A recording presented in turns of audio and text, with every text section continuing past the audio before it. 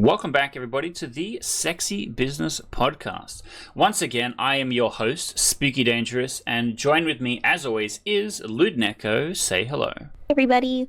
And we've got a matching special VTuber guest, Bonillasur. Also say hello. Hello.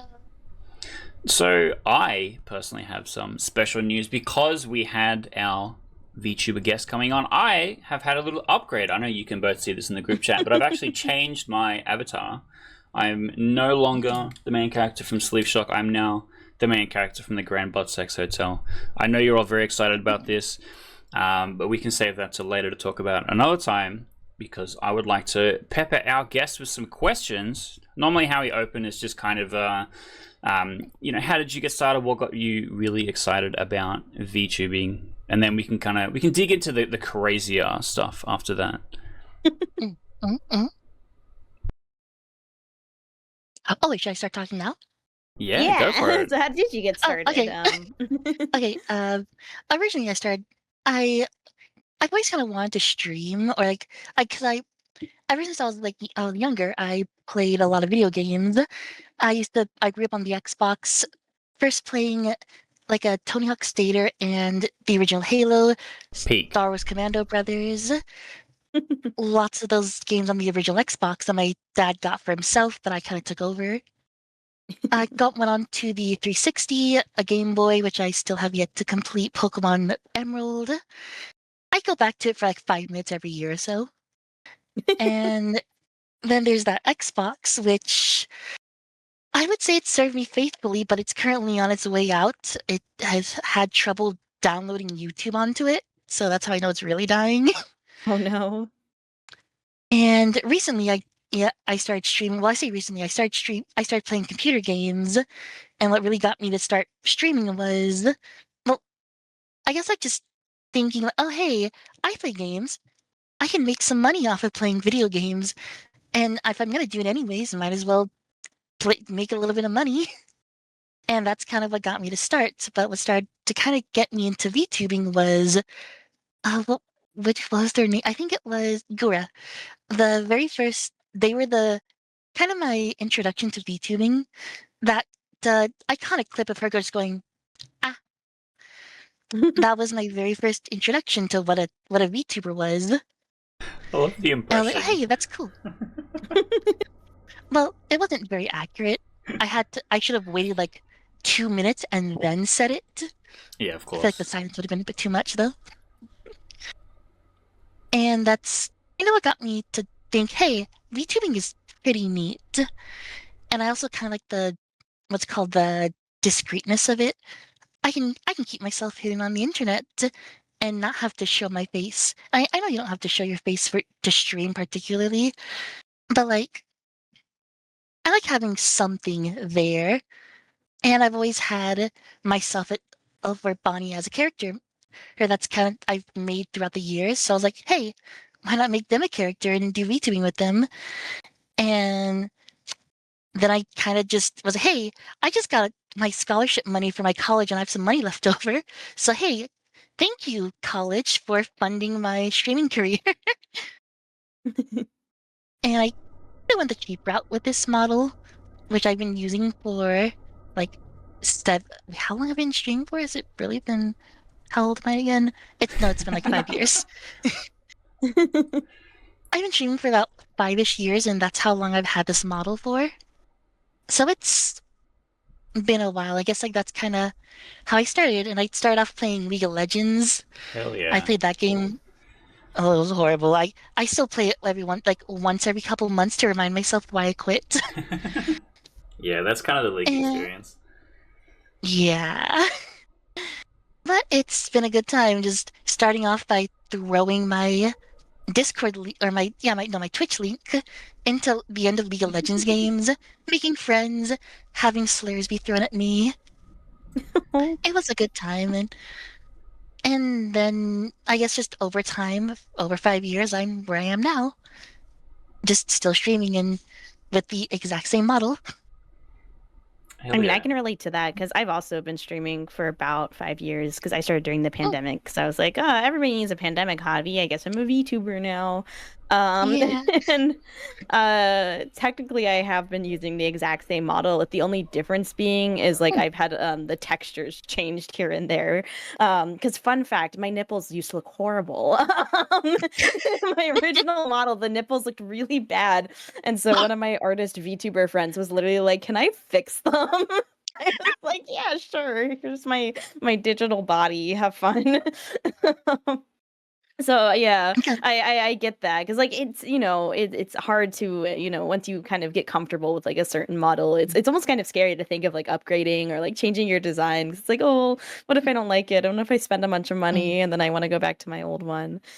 Speaking of character design, so when it comes to making like a VTuber persona, like there's a lot of different kind of philosophies behind how people go about it. Some people are very strategic.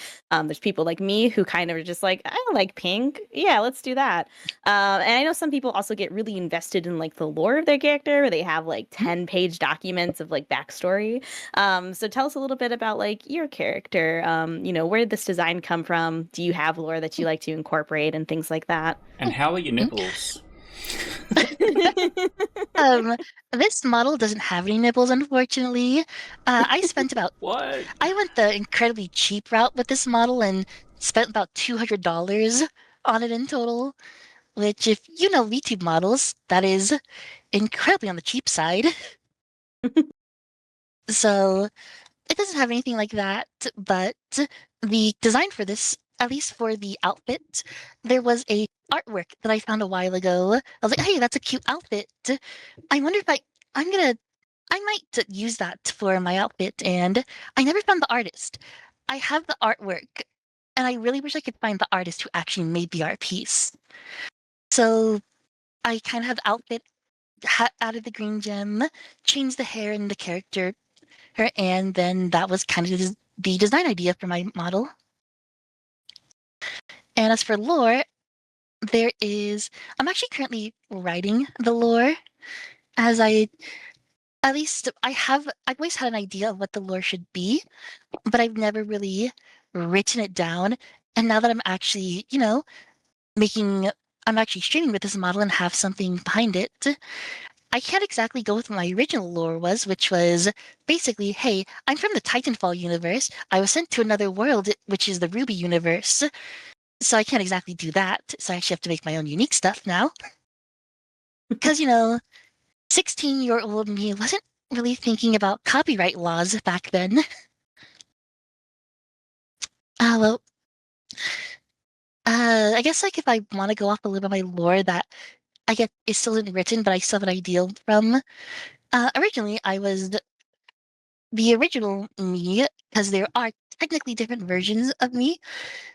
The original me, yeah, was a science guinea pig who was basically meant to be sent to a portal, and if I came back, I came back. If I didn't come back, there's no harm in that, because I was what was called a blank, a clone with no personality and simply existed for the science experiments.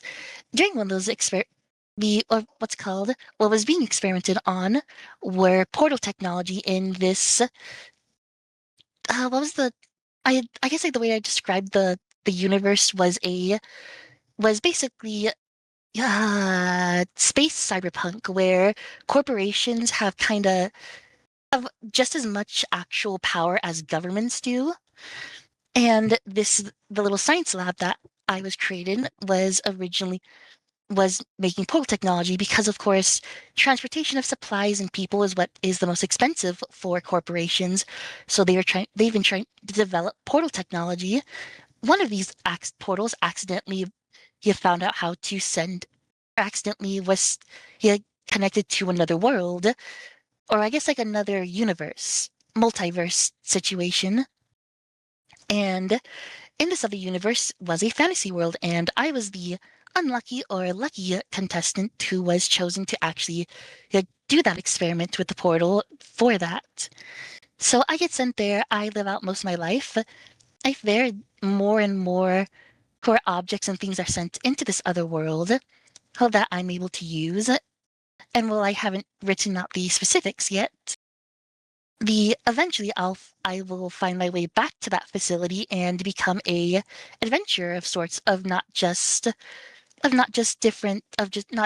fantasy world, but of different worlds and different timelines, which is similar to how my original lore was when 16-year-old me wrote it a while ago, of being able to travel to different worlds, like, oh, go from Halo to Mass Effect and stuff like that. And over time, as I'll over time as I will be doing all these things, I'll be exposed to more. I guess gain more control over the powers of time and getting more powers with or getting more control over time and space and stuff like that. I won't need the technology as much to help me.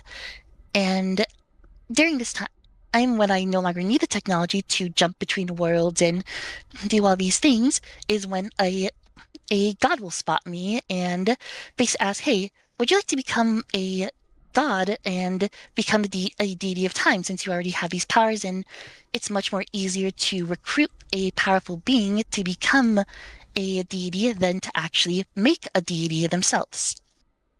So then the original Bonnie becomes said deity, gets an entire religion, spends some time being a deity until she is basically crusaded against another kingdom in this new fantasy world, and being a god that she can't really help her worshippers as they are being slaughtered, I guess I should put it. And during that time, once her entire religion is destroyed, she ends up doing or splitting herself into different pieces. There are, and those are what I guess like I call Albani sisters. There is purple, yellow, the reds, there is orange, and then there is me, green, who is the one that was forced to kind of keep the job of being the deity of time. I guess a deity of time, because there's a difference, at least for how my lore works, between how deities and gods work, which is its whole other thing. I need water. I mean, it's pretty cool that you've thought so, yeah, like in depth about this. I mean, I never got that in depth with the lore. My lore was literally just like a shitpost of like, I'm a bioengineered cat girl that has to hide from the government and also get experimented on. And oh no, they have to tie me up in ropes and stuff. Oh no, don't kidnap me. Oh no. Honestly, you don't really, at least in my opinion, you don't really need lore to be a VTuber. It's just some of my things are, oh, I'm a deity of time, of history. So I was like, you know what? It's on theme to have a very in-depth lore. That does make sense. So does it come up a lot in stream? Like you have segments where you are using the character to tell these kind of stories, or is it more like chat has an opportunity to reference or interact with these things a lot, or is it more just a thing that you draw on when it comes to using the art and design for your character? It's kind of just when it comes up, it comes up. I've never really kind of focused on being just the character. I kind of thought about doing that more, but I kind of break character. I would break character very much. I guess like the character, at least how they act, is kind of just me. Because I guess I should explain the important part. The reason why my deity or my a character or Green Bonnie, her name, does streaming is because she it exists for the purpose of being a deity, for doing deity things and only being a divine. And it's kind of boring delivering a bunch of books to other gods. So she kind of ignores her job a lot of times and does streaming and does adventuring on mortal realms. And I guess her age would be around like 50-ish. Just like, she's not old, I guess, but she's also, when it comes to like being a divine, not old, not young. No, I guess like pretty young when it comes to being a divine. I guess like gods can be kind of old. Huh. But yeah. Now, when it comes to your current content, what kind of games or other forms of, stuff have you been doing on stream lately? Well, I've been doing a yes amount of stuff. Recently I've been kind of just I kind of just do my own thing and just play games. Let's see. Yeah, I kind of just play games, do stuff on other things. I don't really do much other content other than that. Just playing games, hanging out with my chat. I've never really known how to go forward as like a professional VTuber, so I just go, I play video game and that's really all I know how to do. I don't really know how to, because I know there's a lot of like actual professional VTubers and I don't really know how to do that. I just know, hey, people like listening to me talk. People like it when I play games. So that's what I'm gonna do. Yeah, I mean that's And I, how it always starts, right? You're community building, you're creating content, and kind of the longer you're doing it, the more people can discover you and see what you're bringing that's unique and stuff like that. I did streaming a while ago. I ended up stopping to focus on YouTube because I think YouTube favors what I was doing better. But I was playing stuff like Valorant and stuff on stream, and it gets exhausting really quickly when you're playing a more competitive or a game that requires you to lock in. So I feel like doing something more casual, just like being able to play around and have fun and bounce off chat and say silly things and get clipped that pops off on Twitter and then make 100,000 more followers. Just kind of feels like what the ecosystem kind of is like you're just hanging out with your small group of friends that slowly grows over time. Mhm. And it is nice having just all these people in chat that I recognize and like, hey guys, I know you. I've talked, you guys have been here for a while. It's good to see you all again. It's nice having a community like that. Now, this is the sexy business podcast. So I did just want to Mm. ask, is there any sort of like, obviously you're on Twitch, but like, is there any lewdness that you engage with, either in games or like kind of as part of like your character? Are there any secret after dark Twitters or things like that? Or is that something that you kind of keep pretty separate? I guess like I'm pretty open when it comes to my horniness. It's I'm pretty sure I'm walking a fine line between getting banned and not. I think the only reason I'm not really banned is because everything I do that's lewd on Twitch is it's more so verbal and me talking about lewd things rather than showing lewd things. Sometimes, of course, there's the accidental, oh shit, I didn't know that that window was capturing that. I just showed porn on Twitch for like a couple Huge. moments. Reminds me of the Have there was a Splatoon streamer that chroma keyed onto the paint color and had Pornhub open underneath that layer, so that if they were ever losing and the screen got to a certain transparency, that they would get banned because the Pornhub would come through. So I'm sure it happens to a lot of streamers accidentally, but what tends to happen is you get banned and then you come back stronger, and then more people are like, "Wow, I missed you. Welcome back." yeah. I just hope that doesn't happen because I'm sure there's a lot of people that are following me currently that probably won't be following me again if I get banned. Because, like I said, I started off on League of Legends just throwing my link into different games. And with how League is like, oh, we don't like toxicity anymore. So you can't see the end of game chats anymore. And that's what ruined my career as a League of Legends streamer. Couldn't throw my link into chat and have It's people so see it. true. Yeah, it's not made League any less toxic, can I say? Oh no. I see the same thing in Valorant where people just post the link in like the end chat, and you could just throw it in all chat at the end of a match. But then you're still kind of requiring people to look you up rather than click the button, which is a whole extra step.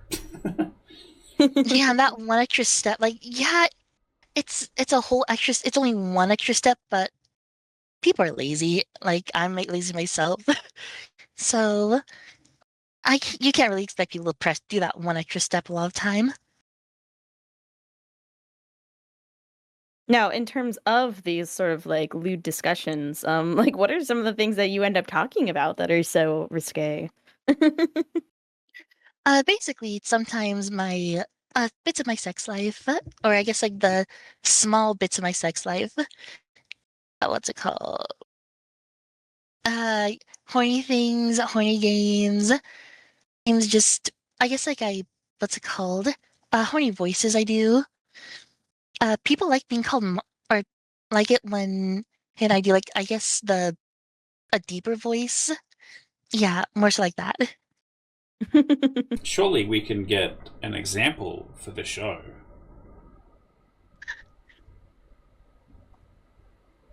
My just have water quick. Alright. Alright, well, if you wanna be a good boy and you listen then, I can give you a small example of it. Okay, now tell everyone to click Something like that.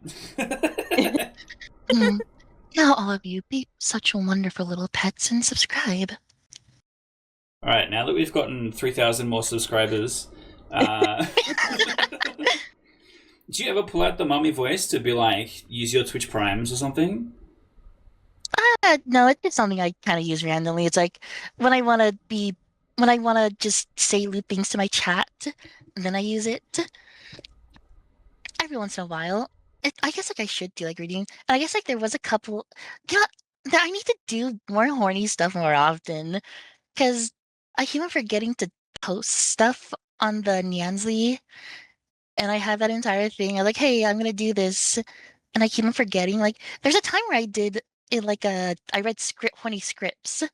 And I even made my own once, and a lot of people like it, but I haven't really thought of how to make another one after that first one, and I haven't really read it anymore. And then I also did other stuff, but yeah. Surely you could just be reading like historical smut just directly out of the book for chat or something, and they go crazy. But we've actually had people on the show before that do like bedroom audio where they'll find scripts that people have written on like Reddit or something, or they write stuff themselves, and they're kind of just role playing through the scene and stuff like that. So I'm imagining that's kind of what you're doing. Yeah, that's what I did with the first little thing that I did, and I probably should do more. I was like, oh, hey, there's this cat that thinks you're kind of cute and wants to take you back to their room, and then you guys met at the bar, and they're like, hey, I think you're cute. Let's go have some fun. Oh, hey, you want to? And they bang, and then there's moaning and everything. And then the last few words, because it's good to leave horny off with a little funny note at the end to make it more casual. It's like, hey, so you want to play some Smash? Peak, absolutely peak.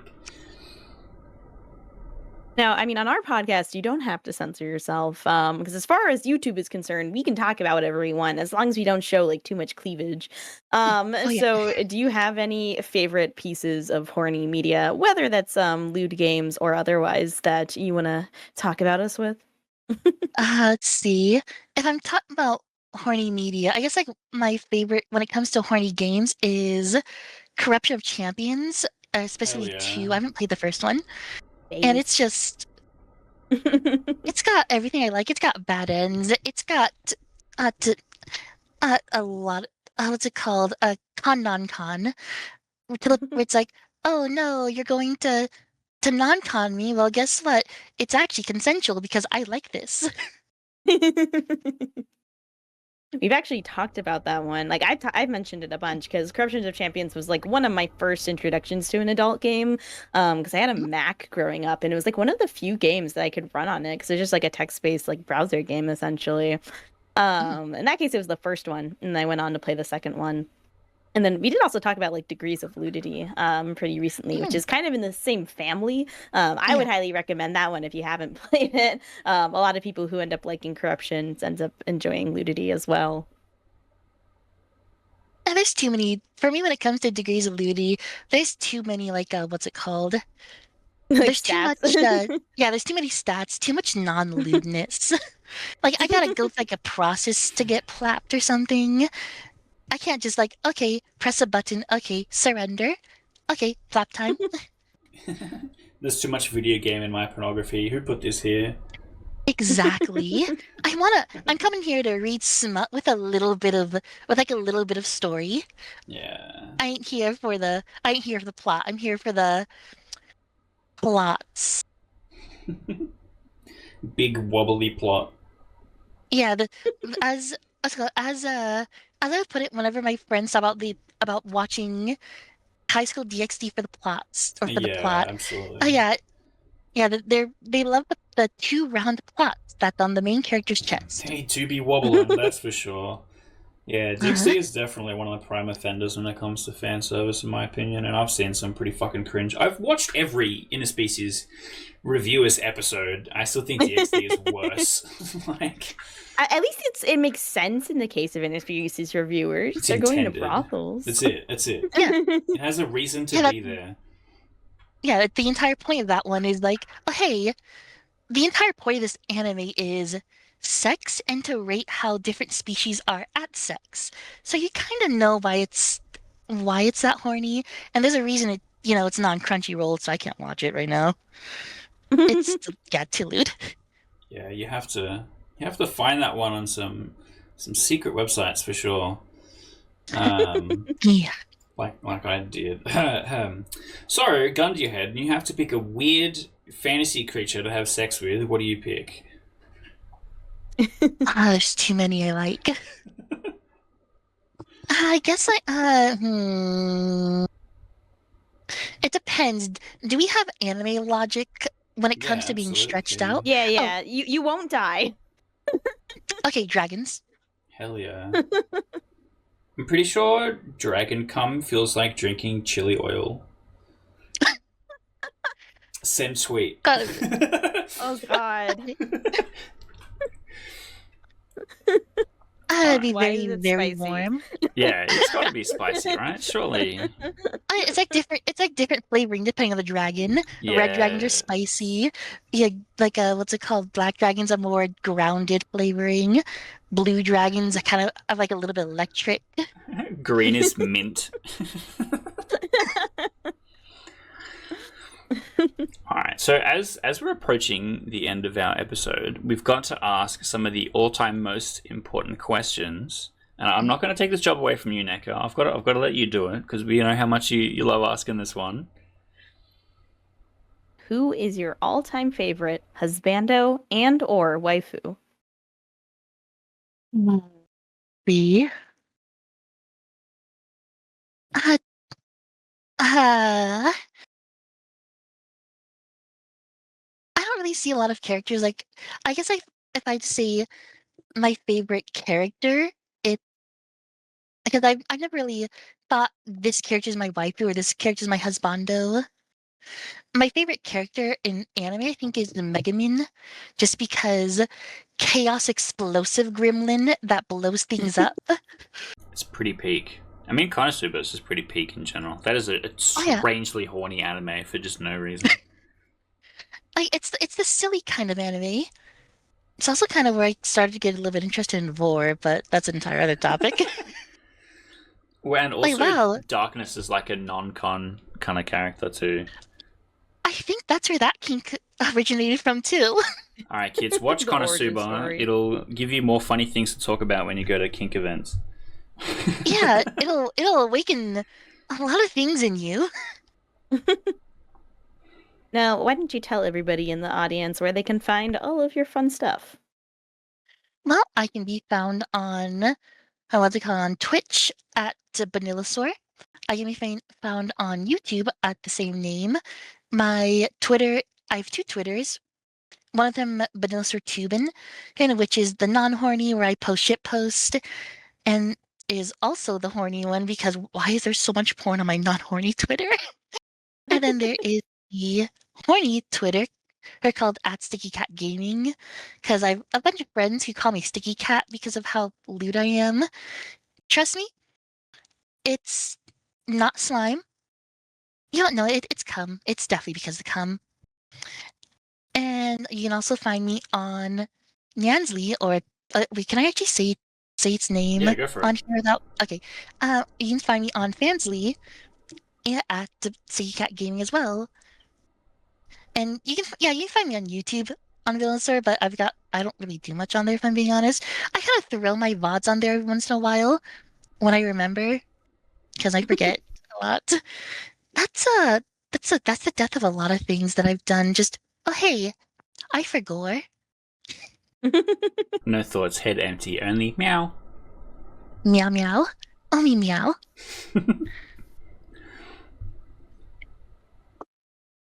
Hey, well, thank you so much for coming on to the show. It was really awesome to get to talk to you. Yeah, it was a great time. Thank you for having me. Fun here, and it's nice to kind of talk about this. I've never done anything like this, so thank you very much for having me on, despite how awkward I probably have been. We have taken so many interview virginities. We have been many people's first time. Here I was thinking I could only have one first time. Well, now you got at least two. Yeah. All right. Well, you have sat through another episode of the Sexy Business Podcast. So, for all of you in the audience, if you haven't already hit the subscribe button, you should do that now and make sure to click the bell to turn on notifications because content like this will not show up in your feed otherwise. And we are posting every single week. We have a new episode.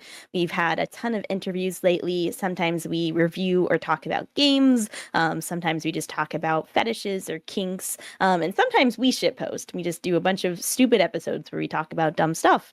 And you could watch all of that stuff too over on our channel.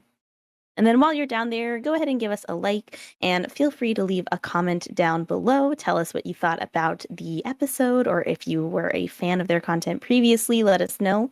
And then we do also appreciate suggestions. So if you have any creators, whether they're other VTubers, streamers, game devs, artists, writers, voice actors, whatnot, tell us about your favorites and maybe we'll be able to get them on the show.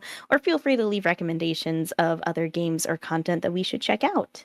But otherwise, that'll be it for this episode of the Sexy Business Podcast. So thanks everybody for watching, and we will see you next time. Bye, everybody. Bye.